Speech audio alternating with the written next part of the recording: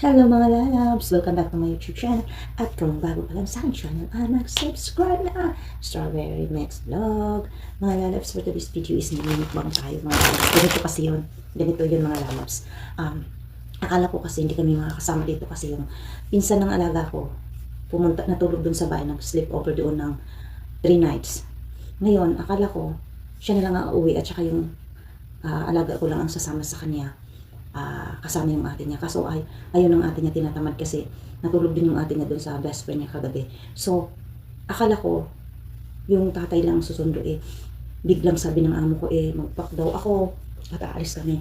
Pag malayo kasi hindi pwedeng mag-isa lang siya na kasi nga minsan yung alaga ko may pagkalampa. Kasi nga bunso nga siya, kailangan ako lagi, nakaalalay ako sa kanya. So, alam mo ang ginawa ko, kasi syempre hindi pa ako naligo, pa tayo. Kuha na lang ako ng gamit, ayun, nagkalat nga dyan. Tapos, sak. Bukas ko na lang yan ayusin kasi uuwi naman daw kami bukas ng gabi. So, pagdating dito, kasi doon lunch kami, umalis kami sa bahay kanina mga 8 yata, mga 8 o'clock, 8 something. Tapos,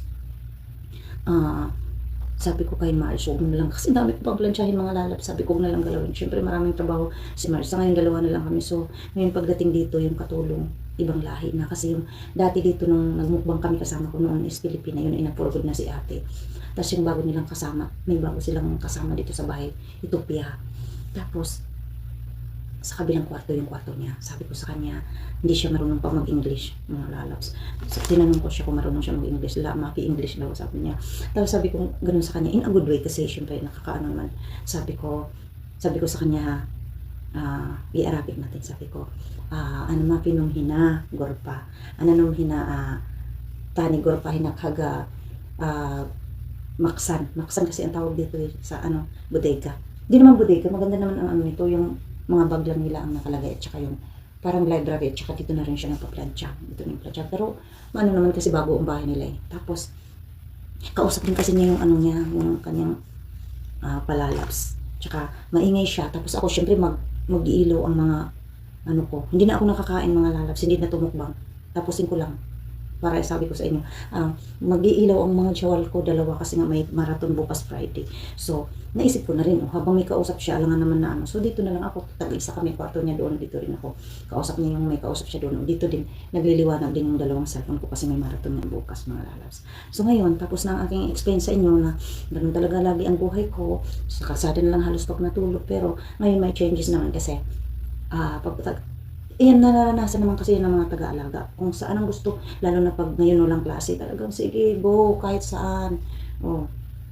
Tapos, pag yung pa masama pa ang pakiramdam ko, si Marge minsan ang sumasama, minsan matigas ang ulo ng alaga ko, minsan hindi nakikinig kay Marge. Si Marge is straight to the point pag nagsalita, ganyan-ganyan parang na na rin siya sa alaga ko kasi malakas na rin, na rin sumagot.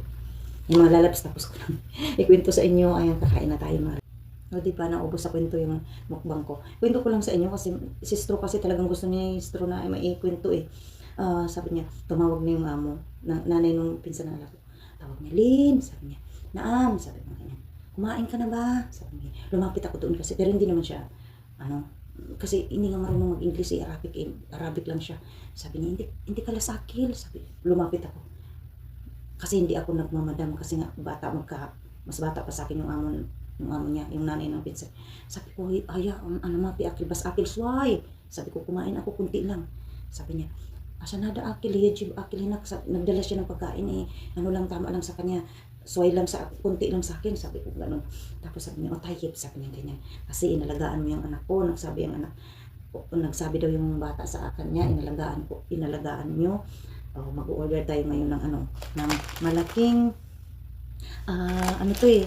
yung ito yung shawarma, sobrang laki mga lalabs. Sabi niya, nasawi order ang intimar kabir, sabi niya orderan kita ng malaki, sabi niya, mga lalabs sa palagay mo mauubos ko yan, bunganga ko maliit na naman ito para sa ganito. Ayan, kakain na nga ako, malalamig na ito. Ayun, mga lalab, sabi niya, orderin kita ng malaki. Syukran daw, sabi niya, syukran. Hindi, inalagaan niyo ni Mary yung anak ko. Pinakain niyo sa una. Ayun, mga lalabs, kain na tayo. Thank you, Lord.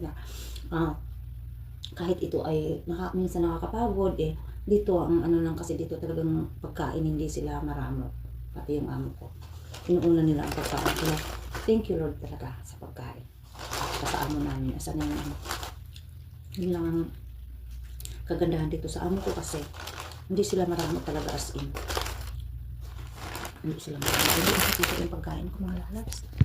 Ayan, ulo ko naman hindi nakikita. Ayan, ayan tayo. Asan yung ketchup ko? Ayan. Thank you so much. Kaya hindi ako nagmamadam sa kanya kasi mas bata nga siya. Bata pa sila. Bata pa sila mag-asawa. Kaya hindi ako nagmamadam. Parang nasanay na lang din sila na hindi kami nagmamadam sa kanila kasi mga bata pa sila. Mga bata sila pero ang tataba nila. Kabatsoy. Ka-vibes naman namin sila. Kasi ito yung kasama namin nung swimming kami doon. Mababait naman sila. Pero yung babae lang po minsan. Para utos. Pero hindi mo naman din. Pag sa ibang bahay ka kasi hindi ka pwedeng. Mga Pilipina, hindi pwedeng. Nakaupo ka lang. Ako tumutulong talaga ako.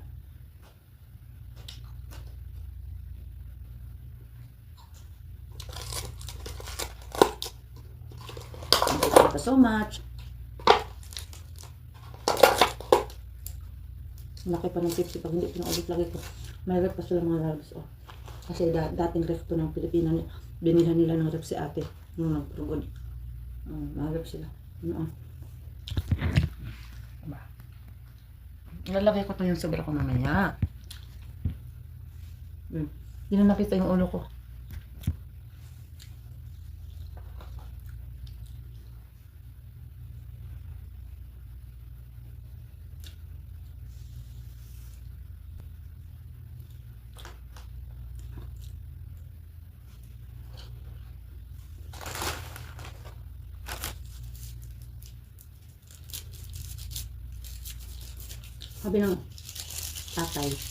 Sabi ng tatay ng ano, kung nakita ko na daw yung bangin dyan. Di ba binidyo ko to doon noon? Ito yung pinuntahan ko.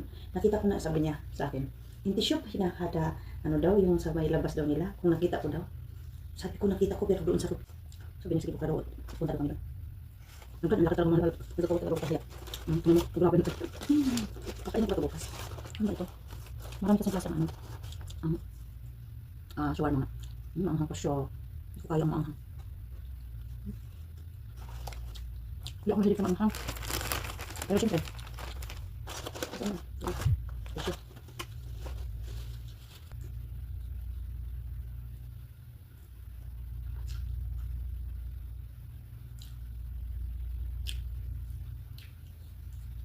Alam mo kung bakit?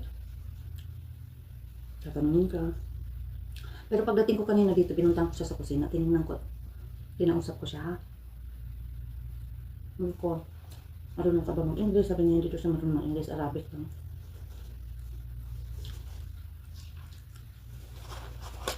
Buti may unti akong Arabic.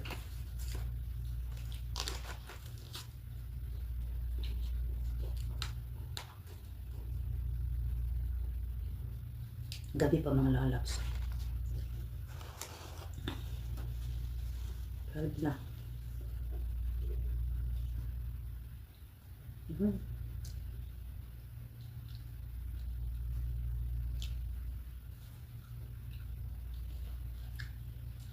Ang sarap. Ang sarap ng shawarma na to. Ang pangalan kasi ng pinakamasarap na shawarma dito sa Riyadh, sa banda sa amin is Mama Nora. Ang pangalan ng ano niya, Mama Nora Shawarma. Napakasarap as in. Kaya nanoon siya dito sa Riyadh. Masarap talaga. Paborito ko rin ang shawarma. Kahit sino magugustuhan ang shawarma. Sabi nila, don't talk when your mouth is full. Hindi madaldal sa straw. Hindi madala. Marami akong kwento. Marami akong kwento. Pag nagmumukbang ako, Hindi pwedeng walang salita talaga. Isang araw magmumukbang ako na less talk.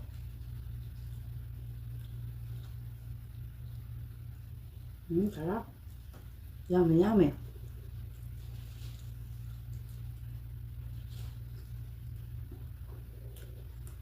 Thank you, Haya.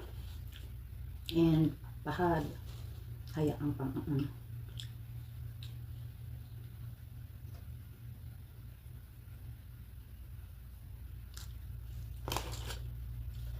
Nag-order din kasi sila. Kainin doon dahil mamaya hindi kasi natutulog sa baba.